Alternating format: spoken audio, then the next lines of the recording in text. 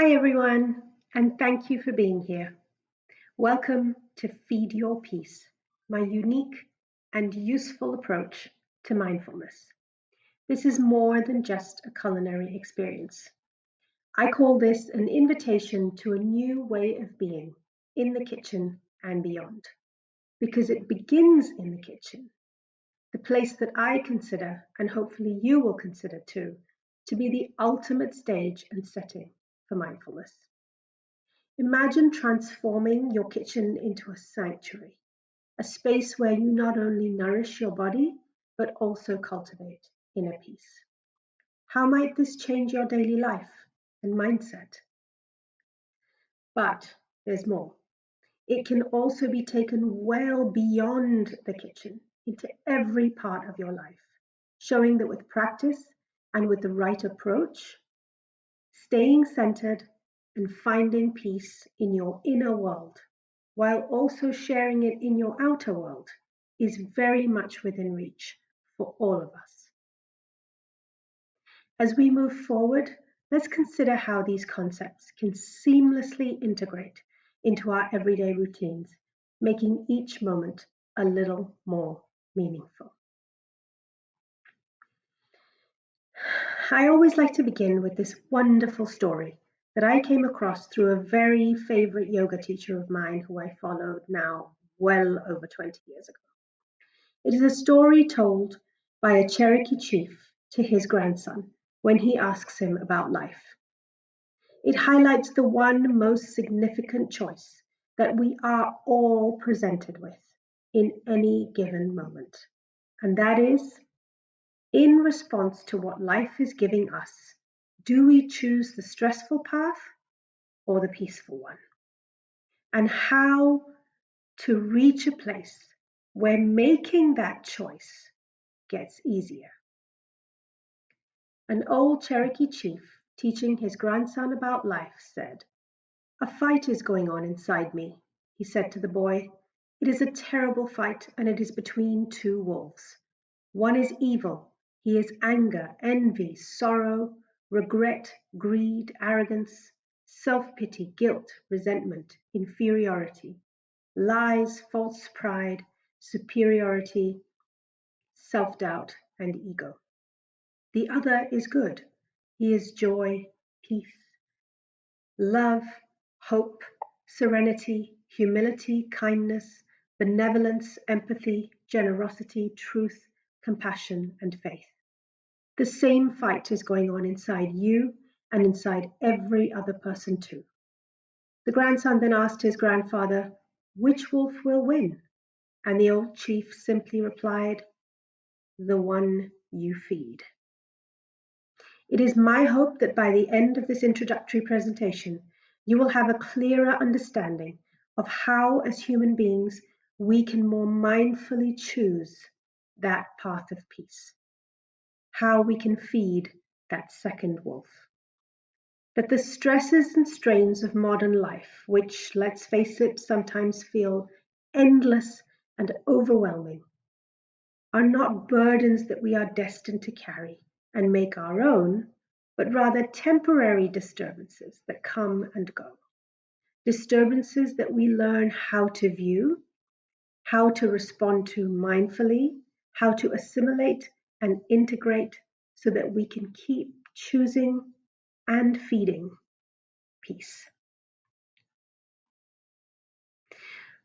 Most of you who know me as a chef and culinary instructor. And while I am indeed those things, before saying anything else, I wanted to introduce you to this other side of me, which has 2 degrees in psychology and counseling psychotherapy, as well as special needs education, with a special interest in sensory processing and sensory integration, which was my career through and through before I became a chef.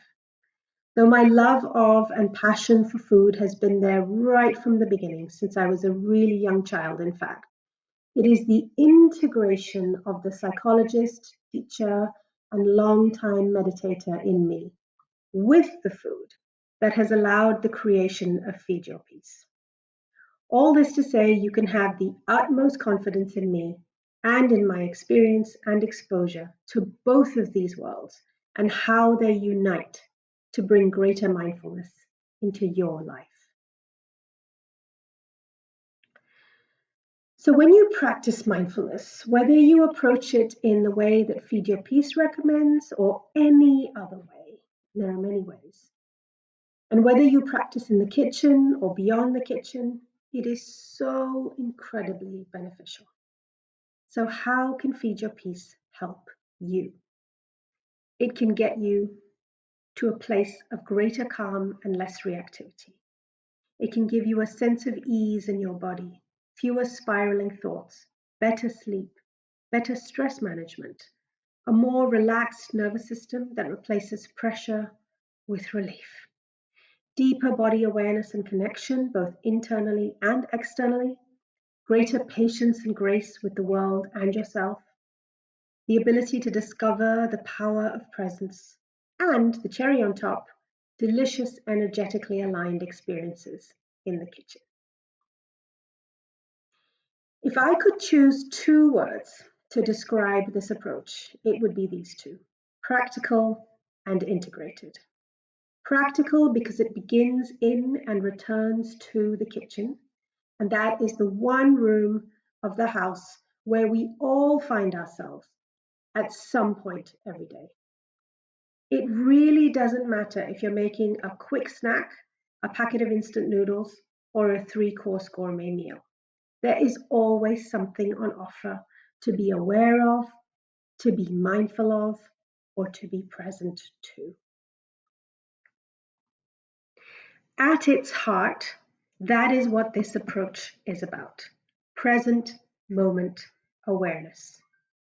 One of the greatest teachers of mindfulness, a Buddhist monk named Thich Nhat Hanh, once said, "The present moment is the only moment available to us, and it is the door to all moments." When most of us think of mindfulness, I think we imagine it to be about paying greater attention, and it certainly is about that. But what often gets missed is that it is about paying attention to what is right in front of you in this moment, and this moment, and this moment, so that nothing escapes your notice, no moment left behind, so to speak. Mindfulness brings you back to where you are, and the only place you ever are is here and now. To help you understand and integrate this concept more clearly, you have to look at and question and examine your relationship with time. Now, most of us live as if we are in fast forward mode, rushing and running from one thing to the next, juggling multiple tasks and items at once, barely taking a conscious breath in between, and collapsing in a stressed and tired heap at the end of the day. Guilty as charged. We chase time, and we move through it with awareness just barely dimly lit in the background. What if I offered you a completely different perspective on time? When we are mindful, and that's what this animation hopefully illustrates for you, and we become fully engaged with the present moment, just as that central figure in color is doing, awakening our senses and interacting with whatever experience life is providing 100%, regardless of how ordinary or extraordinary it is. That is when we become centered in the here and now. And instead of, consider this, instead of us moving through time, time moves through us. It is a subtle but significant shift and reframe of the way in which we have become used to seeing things. As soon as we practice mindfulness or presence, this shift occurs automatically. It allows the past and the future, which are remembered and imagined places that most of us spend way too much time in anyway, to drop out of focus And what comes into focus is where you are and what you are doing in the present moment. We are able to receive each moment from the future into the present, engage with it wholly, hence the color, and mindfully hand it over to the past. Time is the present and the present. When we are truly present, mindfully and fully engaged with our senses, we make some really important connections. Or perhaps I should say reconnections, because these aspects of ourselves, these states of being, are always in existence. It is how we are designed. But modern life has taught us to become so focused on what happened before, the past, and what is coming next, the future, that we lose sight of this place where this important trio exists, which is in the present. That trio is consciousness, mindfulness, and presence. These are three deeply interconnected concepts. Consciousness is what keeps us alive. It's what makes our heart beat and our lungs breathe and our eyes blink.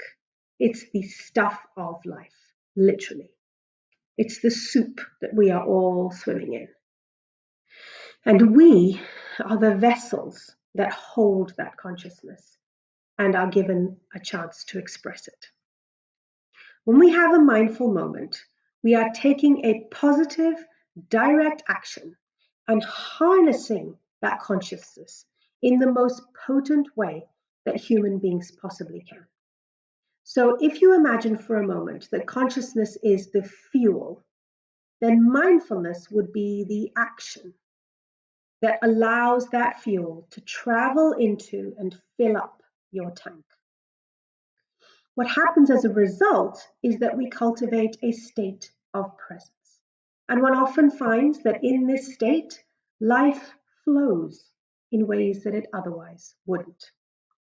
Think about how you feel when you are full of energy and how you feel when you are depleted.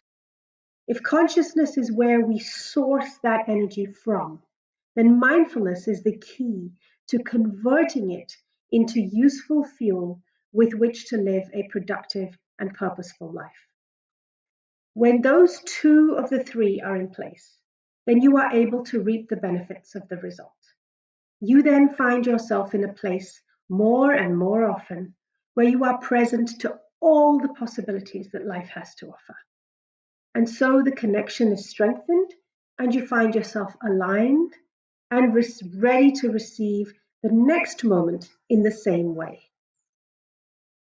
But what is really important is making sure you question ideas before accepting them. And so we ask, why be mindful? Why does it make sense to make this a consistent daily practice? The key to practicing mindfulness in a way that brings you all those benefits that I spoke about earlier is to pay attention to the content of the moment, notice things, ground yourself in your senses. But, and this is the really important part, stay non-judgmental. It may sound easy, and initially you may be surprised, I know I was, at how quickly we rush to label and judge an experience, no matter how mundane. Every time that happens, you simply move to the next available thing to notice and try to simply notice it.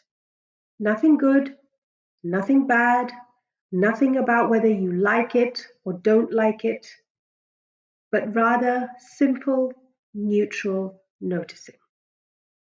It can be very hard, near impossible, to practice this on triggering stimuli straight away, like one's own thoughts. That is the eventual goal, but we have to take small steps to get there. That is why we start in the kitchen, where sensory stimuli is abundant and there is plenty of neutrality for your attention to settle on. Lots to look at, listen to, touch, feel, and of course, taste.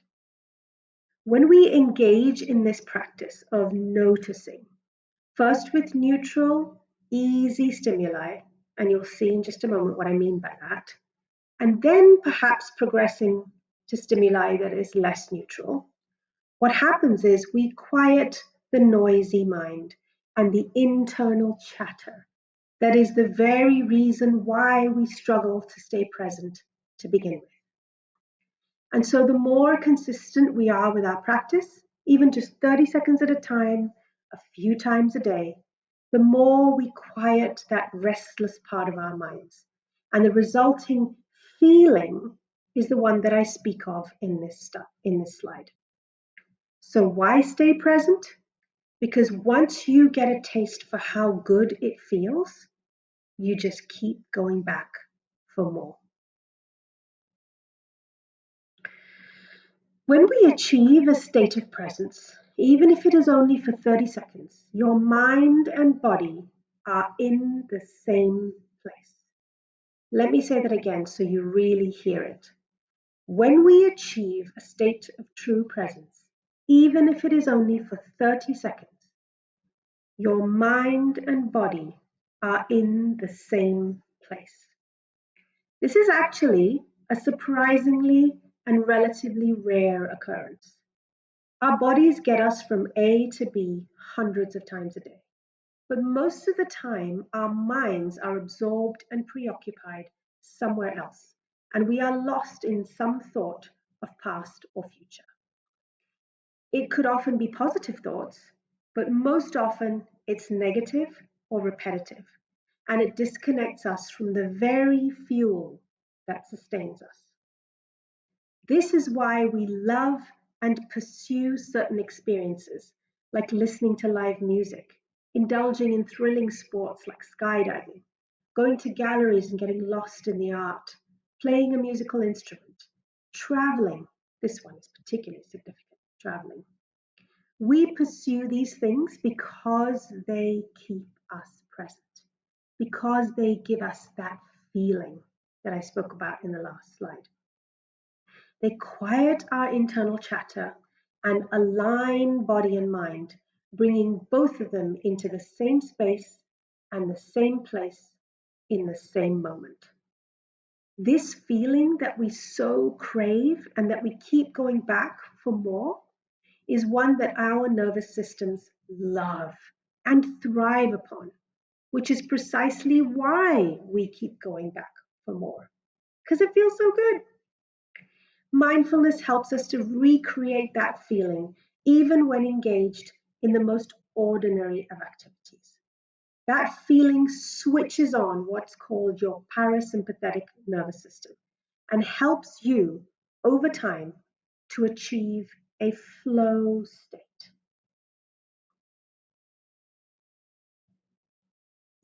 This is the point at which I like to draw attention to our senses, which I've referred to several times up until now. Most of us know about the 5 main external senses. I want to expand your view of that and introduce you to 3 further senses that help complete the picture. Now, most of the time, our senses operate in the background like a silent, efficient engine, constantly gathering gargantuan amounts of information from our environment, processing it at the speed of light, and sending brain signals for appropriate responses. And 90+% of the time, this is happening automatically and with no conscious assistance from us. When we practice noticing, mindful, non-judgmental noticing techniques that I guide you to do in Feed Your Peace, we practice a form of awakening to our senses in a way that most of us have forgotten how to do. If you think about the wordless wonder with which a young child or toddler explores their world, it's not dissimilar to that, a state of simple, unfettered, unadulterated presence that many of us are often drawn to. So when you are using your sense of sight, for example, you're not looking to understand or looking to learn. You are simply looking at what is. When you listen, you're not listening to interpret or listening to evaluate. You are simply listening to what is. This brings me to those three further senses that I referred to earlier. Beyond sight, smell, taste, touch, and hearing, your five external senses, so to speak, there is the vestibular, proprioceptive, and interoceptive senses, the three in the bottom row of this grid. These could be considered in a way to be your internal sense mechanisms. One of the aims of the Feed Your Peace program is to refamiliarize yourself with your five external senses so well that when you move inward, it feels less like a leap of faith and more like an inevitable next step. Your vestibular sense works with the others in concert to keep you balanced and in equilibrium. Your proprioception works together with this to keep you constantly aware of where your body is in space, even with your eyes closed. How amazing is that? And finally, your interoception, the one that is least advertised, least known about, and yet, in my opinion, gives meaning to all of the others, is your ability to sense your internal states.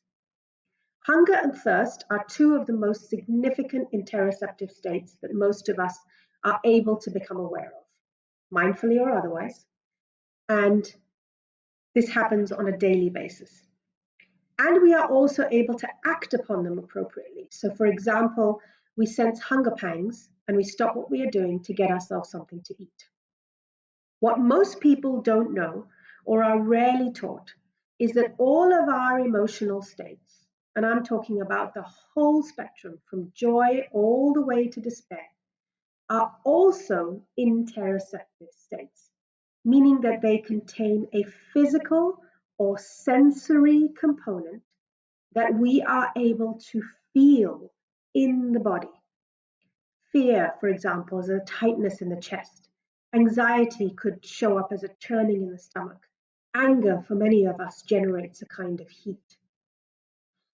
When we commit to and practice sensing these internal states mindfully and without judgment as often as we can, we are capable of freeing ourselves of many of the emotional burdens that we unconsciously carry around.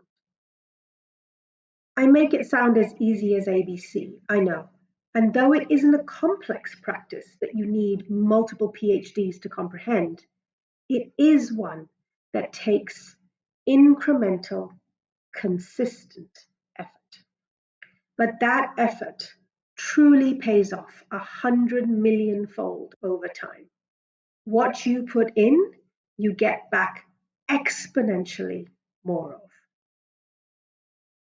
And so this brings us to the kitchen and to the place where my experience in psychology and sensory systems and spirituality even can find a firm, practical footing. Like I said earlier, I believe the kitchen is the ultimate stage and setting for beginning and continuing a successful practice in mindfulness and presence, because it has so much to offer on a sensory level. There are endless options to notice, to look at, to listen to touch, taste, smell, and so on and so forth. Now, because I can't be with you and cook with you in person on this occasion to demonstrate this, I'm going to share a series of videos and photos in the next few slides that further illustrate what I am talking about. And I hope that this will begin to point you in the right direction.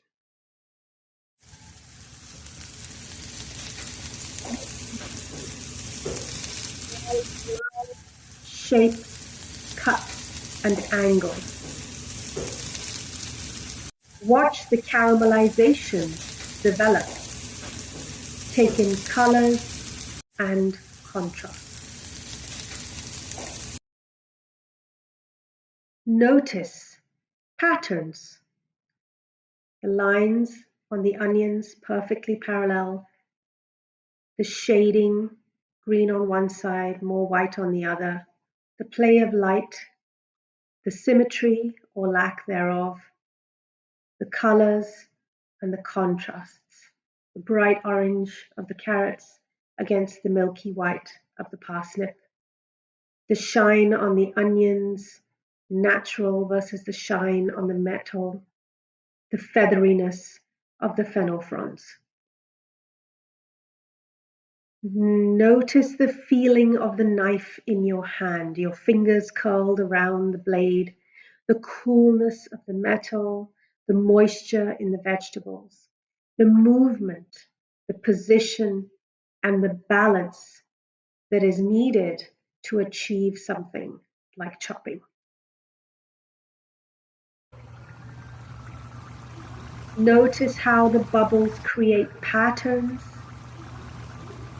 different in the center, different at the edges. So much movement. Sense the temperature, look at the shapes, listen to the sound and all its nuances.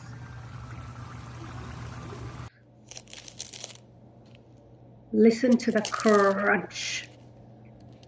Watch the wobble. Take in the intricate patterns on the leaves. Notice the play of shadow and light. Observe the patterns and symmetry in the leaves and in the florets.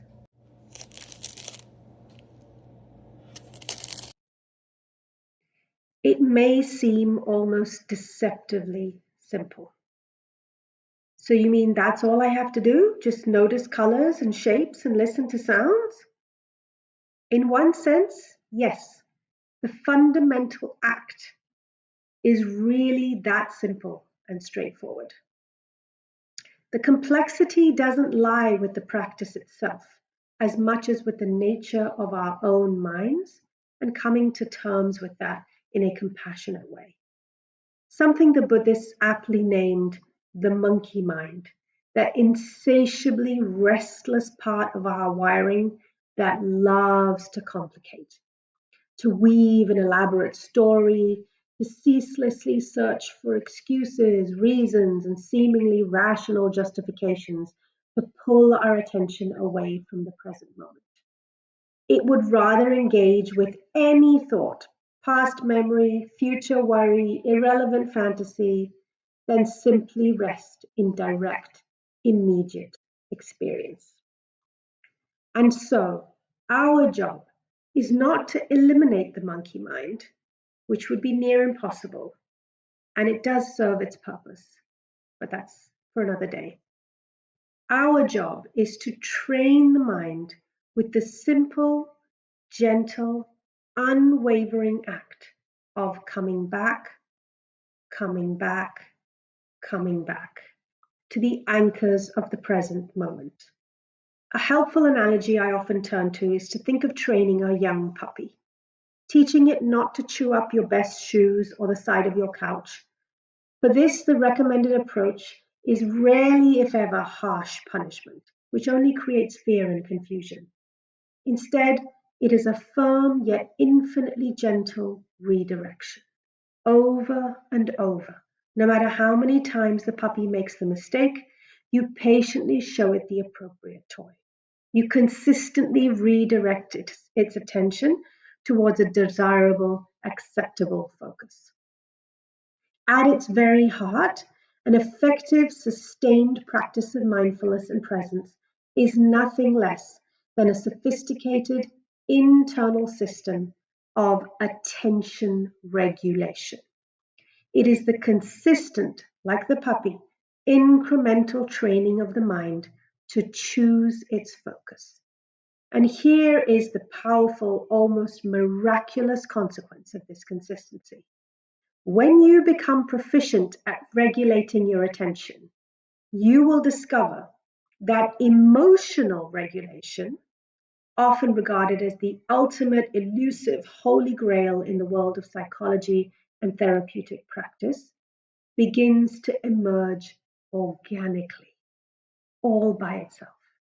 It follows suit without you needing to explicitly try to control or suppress your feelings. This potent mechanism works because we shift from fighting against the mind's inherent design, its tendency to think, to actively working with our design by consistently choosing where to place our attention over and over. We create a space between the initial trigger, which is the thought or the event that's showing up on the outside, and our habitual emotional reaction. In that space, we gain the freedom to respond thoughtfully rather than react impulsively, leading to a profound and stable sense of inner calm. So we return to the beginning, reflecting on the story of the two wolves. While we are all intellectually aware that embodying qualities such as peace, joy, love, kindness, humility, generosity, honesty, and compassion are the preferable choice, the challenge lies in understanding the how. Feed Your Peace seeks to address this gap by providing guidance on nurturing that second wolf, the one who represents peace. Through this program, we can learn the essential methods to cultivate and sustain a peaceful mindset in a way that integrates seamlessly with your everyday life.